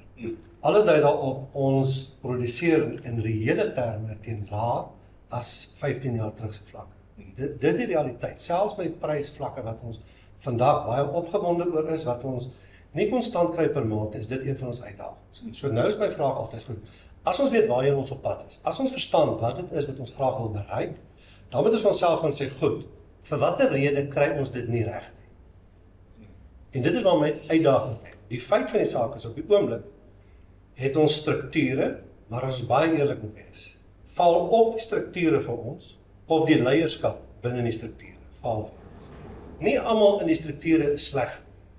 Nie almal kan ons net dood eenvoudig weglaat nie, maar ons het leierskap nodig, in terme van visie, in terme van rekenskap. Met ander woorde, ons het ouens nodig wat kan opstaan in die bedryf en sê, ons het ingekoop in 2030 se visie. Ons gaan seker maak, ons gee ons ondersteuning vir die liggaam wat daar gestel is om ons te bedien. Dit gaan verder. Kom ons kyk nou, ons breek dit 'n bietjie af. Iets soos naspeurbaarheid. Wat is boere se antwoord baie keer? Gaan ek 'n premie kry? Wie gaan vir my die R30 gee vir my oorplaatjie wat ek moet insit? Hy weet nog nie vir R30 gaan wees nie, maar hy het daai vraag. Nou as jy 'n produk produseer, wat R30 nie eers 0,06% van die waarde van daai produk is nie, en jy het 'n probleem daarmee, moet jy 'n bietjie hand in eie boesem steek en vra, kla ek oor die regte goed? Dinge soos byvoorbeeld vleisgradering. Ons het nie 'n graderingsstelsel op die oomblik in Suid-Afrika nie. Ons het nodig, dis bloed nodig, om in die internasionale arena die volwaardige spel te kan speel. Ons wil in die Wêreldbeker Liga gaan speel, Ja. maar ons wil 'n provinsiale standaard handhaaf. Vergeet dit gaan nie werk nie. So hoe gaan ons dit reg kry? Ons het nodig te gaan kyk. Die behoeftes is duidelik, die behoeftes in die bedryf, die doelwit wat ons moet bereik, het verander oor tyd. Ek kan dit vir julle baie vinnig vir julle uiteensit, as julle wil weet. Dan moet ons vir onsself sê, goed, binne in die bedryf, binne in die verskillende skakels van hierdie waardeketting, het daar spesialistvelde ontstaan. Ek het net daarna verwys, ons sit met speenkalfprodusente, ons sit met stoetteelers wat seker maak, hulle doen dit met die korrekte genetiese materiaal. Ons sit met die melkouens wat 'n bydrae lewer in terme van die kruiskalvers wat hulle produseer. Met sex semen kan hulle vir ons kruisras bulkalvers gee, en ons weet dat dit ook 'n bydrae kan lewer, maar word dit wetenskaplik gedoen, word dit kundig aangepak? Is ons seker ons kry werklik 'n bang for our buck? Met ander woorde, die voerkraal operateur of die backgrounder, voor ek 'n kruiskalf koop uit 'n melkras uit, koop ek liewer iets anders. Tensy ek weet daar is genetiese potensiaal om daarop te kan kapitaliseer. Ons het nodig om ons game level op te tel in hierdie bedryf. En dit beteken, ons het leierskap nodig, ons het strukture nodig. Ons kan nie aanhou, en ons wil dit nie hoor nie, maar ons wil heeltyd preserveer dit wat ons dink ons gehad het, wat eerbaar was. Vergeet dit, dis verby. As jy nie meer vandag relevant is nie, as jou ledegeld vir jou sê, jy sukkel om kop bo water te hou, meneer, moet jy weet, dis omdat jy as organisasie nie meer relevant is nie. En dan moet jy vir jouself sê, goed, gaan ek die deure toemaak, of gaan ek relevant raak in hierdie bedryf?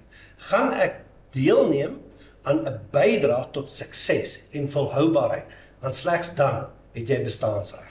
Jy kan nie net aanspraak maak op bestaansreg, omdat daar huidige strukture is, wat vir jou 'n sagte plekkie voorberei het. En dit is waar ons moet begin. Verstaan duidelik, waarheen is ons op pad? Dan moet jy vir jouself sê, ondersteun my huidige strukture dit. Ondersteun my huidige strukture in die huidige formaat dit. Daai goed wat ek na verwys het, verskillende vertakkings in terme van primêre produsent, in terme van speenkalfproduksie, langwiener, klein voerkraal, groter voerkraal, al daai goed, osproduksiestelsel, graasvet, al daai komponente, ek noem dit sommer forums of belangegroepe, binne die waardeketting, waar word daai mense gehuisves? Gister het daar 'n spreker van Beefmaster se voerkrale met ons gepraat. Hy het baie duidelike behoeftes gestel. Daar's 'n behoefte vandag dat ons uitkom by 'n liggaam wat oorkoepelend kan seker maak dat sekere goed aan voldoen word. Hulle wil weet, as hy 'n backgrounder koop by 'n geakkrediteerde backgrounder, daar is nie so ding soos 'n geakkrediteerde militêre backgrounder nie. Maar as die kalf se roeme nie gebrand het, daar sekere protokolle, sekere standaarde. Ons praat van VPN 59. As jy praat met mense, dis 'n veterinary practice note. Ja. As jy daaroor praat met mense, dan verstaan mense nie wat aangaan nie. Dan sê ek, maar jy wil uitvoer, maar jy verstaan nie wat gaan aan in jou bedryf nie. Jy het nodig om jouself op 'n volgende vlak te plaas. En ongelukkig, dit verg kundigheid. En op hierdie stadium het ons nie daai kundigheid beskikbaar agter elke bos nie, maar die kundigheid bestaan. Ja. En ons het nodig, en ek stem saam met wat Dani gesê het, ons het nodig om ons bedryf uit te brei.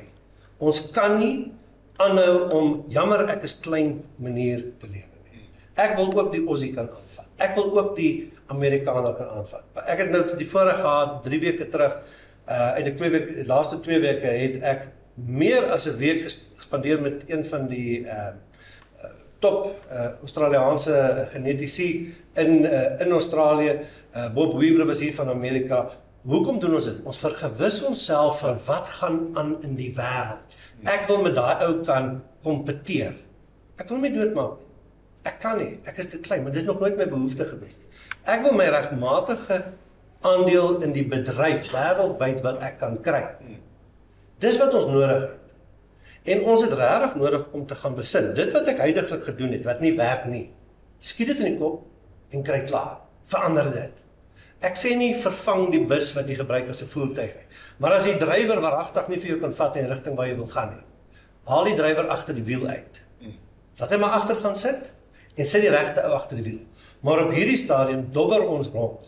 As ek vat gister ongelukkig het ek 'n traceability vergadering bygewoon, waar daar mense is wat so selfgesentreerd is, dat hulle waaragtig nie die groter prentjie raak sien.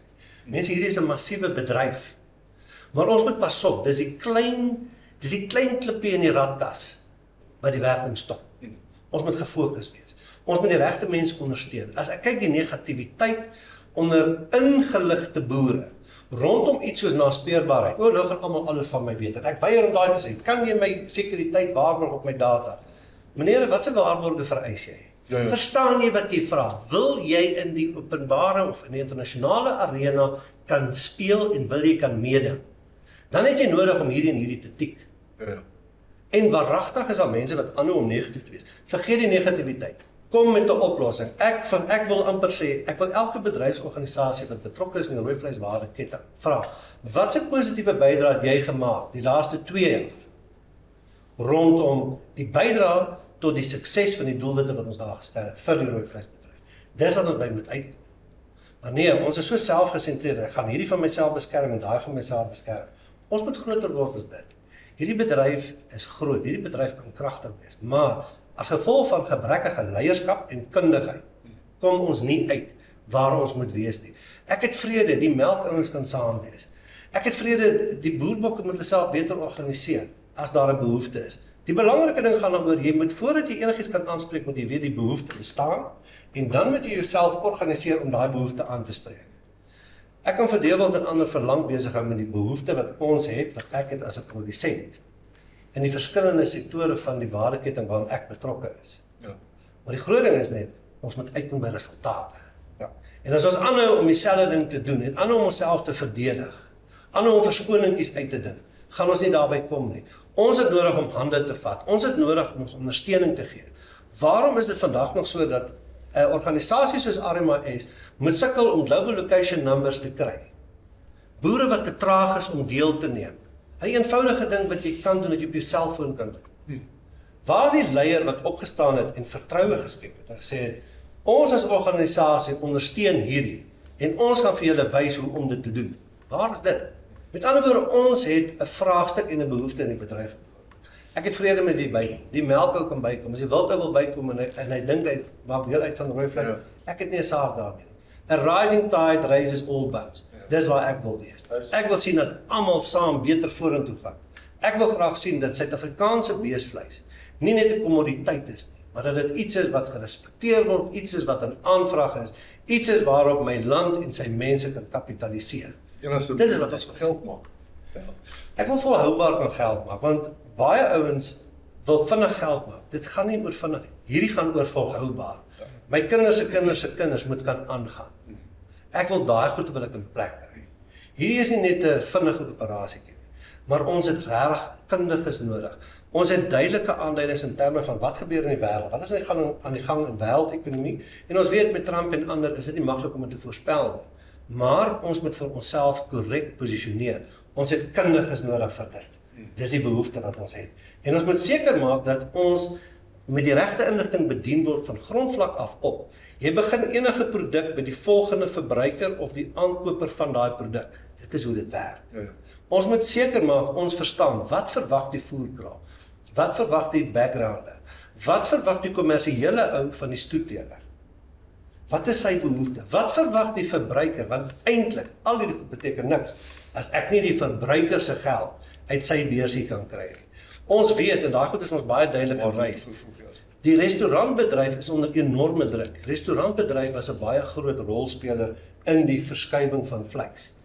Daar's mense wat sê hierdie ding van uitvoer, dis net 'n paar ouens wat daar uit voordeel trek. Besef mense dat bykans 68% van prima snitte geproduseer in Suid-Afrika word uitgevoer. As dit gestop word, en dit het afgeneem as gevolg van die huidige back-and-claw situasie. As dit gestop word, meneer, waar sit jy dan met jou vleis? Ja. Dis daai tipe van goed. En dit is, ek wil nooit sê 'n boer is dom of oningelig nie, maar 'n boer moet verstaan wat gaan aan. Wat is die implikasie as daai klein fillet wat jy dink 'n klein gedeelte is van die karkas, as al daai fillet saam wat uitgevoer word, skielik moet agterbly in hierdie land. Waar los dit vir my? Wat is die impak op my winsgewendheid op my plaas?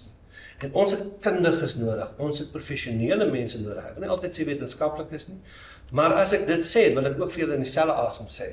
Wat is op die oomblik ongelukkig die gevoel onder produsente? Ek as produsent word baie keer buite die gesprek gelos. As ek wil iets sê, dan word daar vir my gesê, nee, skryf jou brief aan jou provinsiale verteenwoordiger. Jou provinsiale verteenwoordiger sal dit eskaleer na nasionaal. En dan gaan nasionaal weer op daai lang roete terug rapporteer. Mense, ons het nie tyd nie. Die liewe Vader, jy moet betrokke maak, jy moet 'n verskil maak vandag. Jy moet 'n strategie op jou plaas. Hoe gaan ek seker maak dat ek in my geval, ek is 100% aangewese op beesvleis, maar my beesvleis moet vir my harder werk. Ek het vertikaal uitgebrei op my plaas. Ek moes, en ek wil, en ek geniet dit. Dit maak my volhoubaar, dit maak my winsgewend. As ek dit nie doen nie, het ek probleme. Die ou wat die melkkalf het, hy moet seker maak hy kan 'n melkkalf verkoop teen 'n premie. Dis die goed wat die verskil maak. Die ou wat die beesbedryf hou as 'n buffer om uitdagings as gevolg van die natuur wat in landbou gebeur, droogtes ensovoorts, om daai uitdagings te mitigeer, moet seker maak dat teen die tyd wat ek op hierdie spaarbusie van my gaan reken, ek gaan goeie bang vir my buck kry. Dis die goede wat saak maak. Verseker. En ons het nie vandag, ek is jammer om dit te sê, ons het nie daai sterk leierskap in plek nie, en ongelukkig, ek gaan dit weer ook sê, ons dra te min by tot die statutêre heffing, hy gaan van November af op na R15.05. Dan is daar mense wat, hulle is in sak en as, in trane. Nou vra ek vir hulle in trane is, hoeveel beeste slag jy? Nee, ek slag nie, ek is net 'n speenkalfprodusent. Meneer, dan lewer jy nie eens 'n bydrae. So min weet mense van hulle bedryf. Maar ons kerm oor R15. Ek sê dit is 10 keer minstens te min om hierdie bedryf te vat na die vlak waar ek graag wil sien. Hierdie bedryf moet kan funksioneer in belang van die bedryf en almal in die waardeketting. Ek voel daai R15 en seker wanneer ons heffing sit of aanvra op ons produsente, voel ek altyd skuldig. Ons betaal belasting. Dan moet eintlik terugkry op belasting, maar die lewe het verander. As ons net daai heffings in maniere van geld bymekaar uitsorteer en maniere kry om dit te doen nie, het ons moeilikheid. So ons moet plan maak. Kom as 'n vinnige laaste kort enetjie, ek wil vir Dewald begin vra, wat is die belangrikste dinge wat jy hoor, wat is die interessante goeders vorentoe, en terwyl Dewald praat, kan julle vir my wys of iemand 'n vraag of 'n bysit wil sê, en terwyl Kobus praat, weet die dan het gesê Graan Suid-Afrika is sterk. Ek voel sê, die rede hoekom Graan Suid-Afrika so sterk is geen nie om wat ek doen nie, daar's 'n paar lede betrokke. Daar's altyd 'n boer. Ek is nie self 'n boer nie, ek is 'n Ek lewer 'n diens. Ek is in die dienstebedryf, maar kan vir julle sê daar's altyd baie sterk boere betrokke by elke aspek van ons besigheid wat ek elke dag doen. En dit is wat Graan Suid-Afrika sterk maak. Ekskuus, yes. Ek wil net vir jou noem wat betref die heffing. Enige bedryf moet jy bereid wees om beleggers te kan hê. Ja. Ons het nodig om ons eie bedryf te belê. Slegs dan, hoe meer jy belê, hoe beter rendement kan jy verwag. Maar 'n rendement gaan nie soos reën uit die hemel uitval. Jy het nodig om aksie te neem. Ons het nodig om seker te maak ons ontwikkel die regte strukture, identifiseer die regte leiers en dan moet ons hulle ondersteun. Sodat dit waarin ek belê, en jou belegging is nie jou plaas en jou diere en hoe jy hulle grootmaak en versorg nie. Jou belegging gaan in hoofsaak oor die IP. Vat in julle eie geval, die hoeveelheid energie en kapitaal wat Graan SA herbelê in IP, intellectual property, daai ontwikkeling van tegnologie en ander goede om jou vorentoe te vat, met 'n onregverdige voorsprong te gee. Dis wat ons nodig het in ons bedryf. Boere moet bereid wees om te belê, om betrokke te raak, die regte strukture te ondersteun, en waar 'n struktuur nie presteer nie, maak 'n plan. Betrokke. Dewald. Redelik intense, groot boodskappe. Ons het 2019, 2020 'n skuif gemaak om RMIS op te rig. Ek dink dit was 'n eerste stap. Dit was 'n breek van 'n ketting en ek is 'n redelike radikale ou, ook al 'n maverick genoem, oor hoe die goed gebeur, maar die feit is, wat ek hoor is, hier's 'n volgende stap. En die volgende stap kan nie wag tot einde van 2030. Ons het 'n geleentheid na Maart maand volgende jaar toe, want dis wanneer ons 'n statutêre heffings hernuwingsaansoek en verlengingsaansoek, so ons gaan dit omverleng, wat ons gaan bring. Wat ek hoor is dat ons teen die einde van hierdie jaar, ons het in November 'n volgende raadsvergadering om te sê, hoe bring ons hierdie ander rolspelers binne in die kamer in? Dalk nie noodwendig deel van die RMIS raad nie, maar die gesprek is met die RMIS raad is, en dit kan ek wel sê, daar's 'n welwillendheid en 'n groot dryf van hulle, en hulle het al gevra. En ek kan sê, van ons voorsitters het wat hy gesê, waar is die veilings in hierdie gesprek? Waar is hierdie ander rolspelers, want ons het nodig om die tafel te hê? En gelukkig kom hy van 'n landboumaatskappy af, en hy het met hierdie ouens gedeel, so hy verstaan die ander rolspelers wat daar is, vir die kleiner ouens is wat ons nou van gepraat het. So wat ek hoor is om te sê, hoe kry ons hierdie ouens rondom die tafel? Hoe sit ons NPO deel van 'n clustergesprek en te sê, hoe kry ons 'n veilings deel van 'n gesprek? En ek dink, dis nie net deel van die gesprek maak nie, om te sê, hoe spreek ons hierdie probleme aan? Ek dink Back-and-Claw, never let a good crisis go to waste. En op hierdie stadium is Back-and-Claw, in my opinie, 'n baie groot ekonomiese skuiwer, of hy veroorsaak 'n platoniese skuif. Maar dis vir ons grootste probleem, tektoniese skuif. Die grootste probleem wat ons het is, ons praat van brucellose. In my opinie is brucellose 'n baie groter probleem binne die Suid-Afrikaanse rooivleisbedryf. En hierdie is maar net die punt van die ysberg om te sê, hoe skuif ons hierdie probleem? Hou van wat Dani gesê het, en wat jy gesê het, Fanny, is om te sê, kom ons bring die ouens na die tafel toe. Tot op hede is baie van die goeders wat ons in RMIS gedryf het, en dit is so, onthou, dit is waar my, en kom ons sê, vat dit eenvoudig, waar my salaris vandaan. So ek dryf 'n sekere rooivleis perspektief, want dis waar my geld vandaan. En my mandaat vandaan.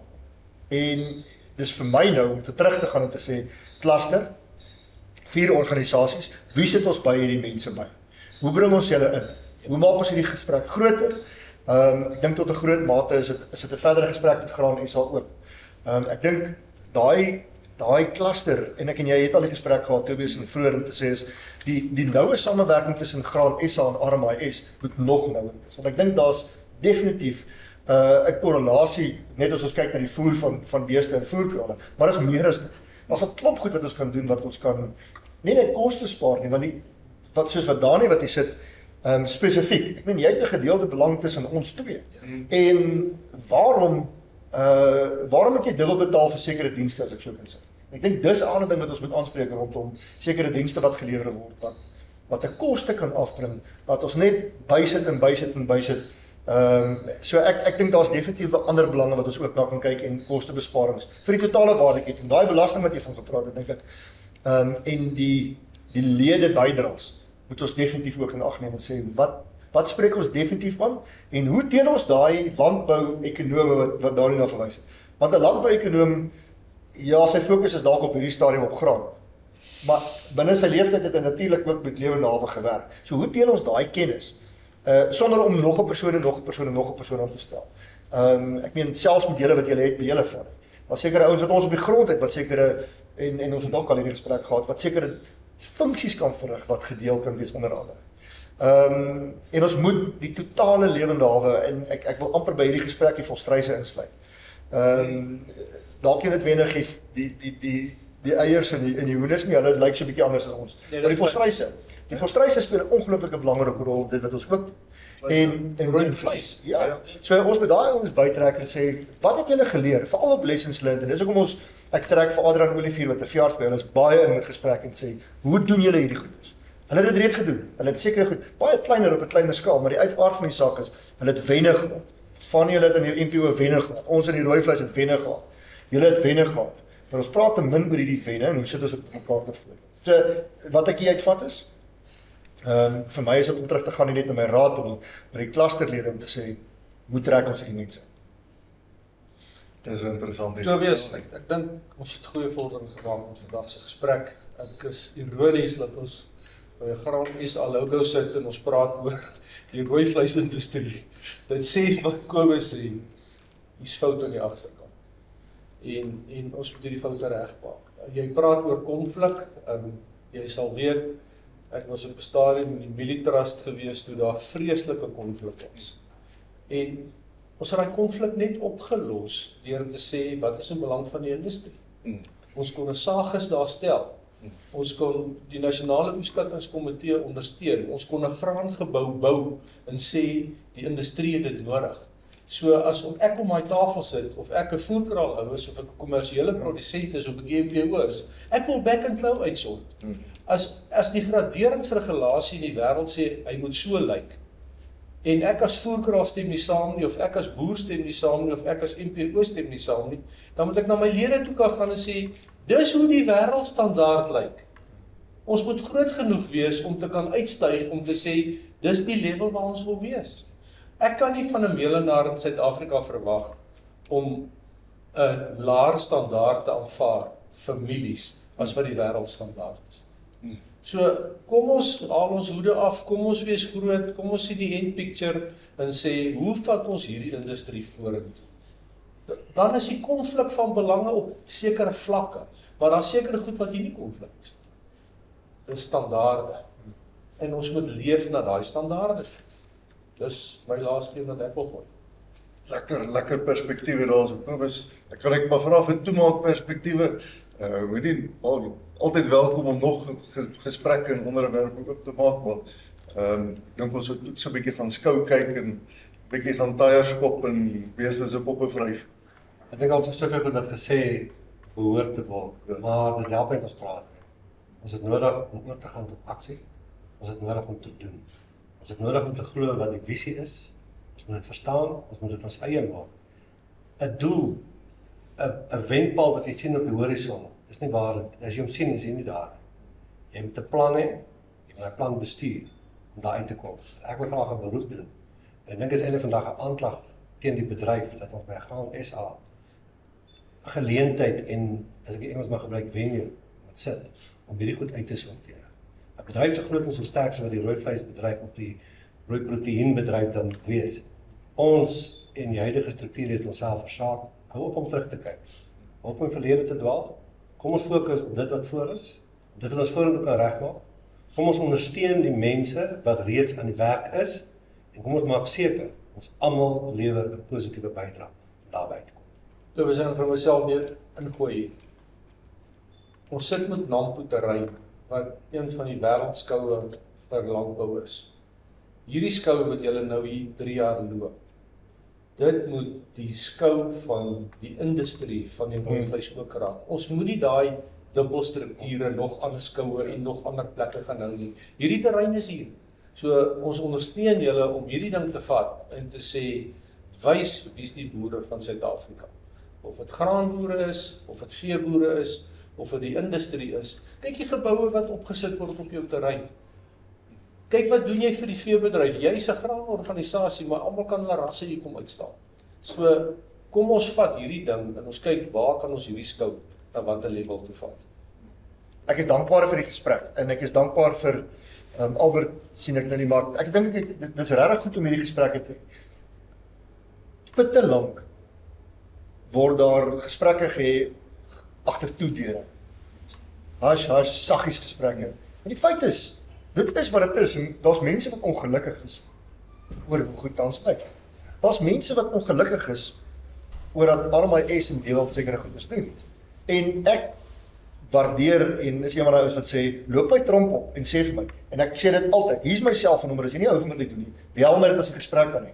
Maar moenie 'n Facebook warrior vind, wat noem hulle 'n keyboard warrior wees. Daar agter 'n trekker trappie prater wees. En dit daar doen waar ek nie kan kommentaar gee of beleid is nie. Kom sê dit hier dat ons hier gesprek kan hê en ek my argumente kan neersit en joune kan hoor. En ons praat hierdie ding deur. Ons sê vir mekaar, dis waar ons saamstem. En dis wat ek vra.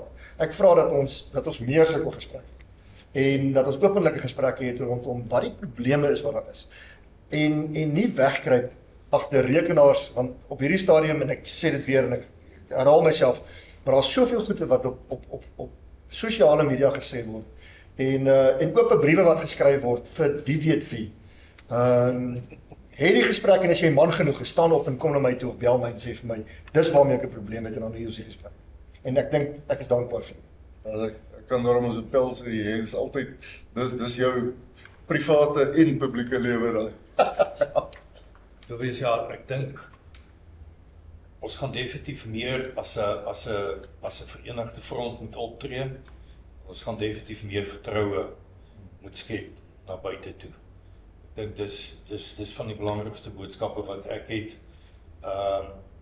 Ek dink daar's werk om te doen ook in terme van hoe stel jy 'n heffing saam? Hoe gaan hy wees dat hy meer aanvaarbaar is vir almal? Waar moet hy sit? Wat sy impak is? Ons sit in die suiwelbedryf byvoorbeeld nou vir die laaste 20 jaar met 'n heffing wat deur die sekondêre bedryf beheer word. Hy word deur hulle betaal. Mens moet ongelukkig ook nie dit miskyk nie dat daar is 'n belastingvoordeel binne in dit. So as jy heffing betaal, kan jy teen belasting aftrek. Daai heffing is gewoonlik speel hy homself maar uit binne in 'n waardeketting. So die produsent betaal hom in 'n manier, die verbruiker en die verwerker betaal hom ook in 'n manier, maar jy moet hom ook strategies kan plaas sodat sy belastingaftrekbaarheid ook vir almal. Dis 'n moeilike een. Dis baie moeilik om te sê waar vat jy. Ek weet nou waar RMIS heffing is en waar ons heffing lê en hoe dit toegepas word, maar ek dink dis ook 'n gesprek want dit kan ook vertroue skep op die ou en of 'n geleentheid skep vir die boer om te sê, maar okay, dit beteken vir my nog iets anders ook. Nee, kyk, dis 'n lang debat het daai. Die feit van die saak is geen nie om waar hy afgetrek word nie. Hy's 'n belasting op ons bedryf. Dis 'n belegging wat ons moet maak. Elke sent wat ons daar uitkry, moet ons bitter seker maak. Ek dink is 'n groot voordeel wat ons het. Dewald weet, jy kan dit ook los vir staatsinstellings. Ek dink ons maak 'n groot uitsondering nou waar ons geld inkry. Ons kan dit verantwoordelik bestuur, ons kan dit self bestuur. Maar op die einde van die dag is dit kostes wat deur die eindverbruiker betaal word. Ons moet dit aanwend om seker te maak ons ekonomie groei. Ek wil vir almal van julle baie dankie sê. Daar's nou baie gesê van Graan Suid-Afrika, maar ek wil wel beklemtoon, hierdie is NAMPO. Ons het spesifiek gebruik ons die naam andersins. Ons logo hier agter is omdat nou so 'n pragtige fotootjie is. As jy teen 'n wit agtergrond sit, dan verdwyn Dewald se bles, dit lyk asof hy sy kop is. Maar dis 'n voorreg, NAMPO is 'n nasionale bate. Dit is vir almal daarso. Ons is bevoorreg en ons is rentmeesters, dis nie ons sinne nie. Dis almal sinne en daarom is dit lekker om julle te verwelkom hierso. Dis julle huis ook, maak julle self tuis. speel lekker. Ek dink hier's 'n klomp belangrike insigte, 'n klomp strategiese goeders en 'n klomp aksies wat ons kan uitvoer. Dankie vir die insette. Dit was 'n baie goeie gesprek geweest. Lekker dag. Dankie.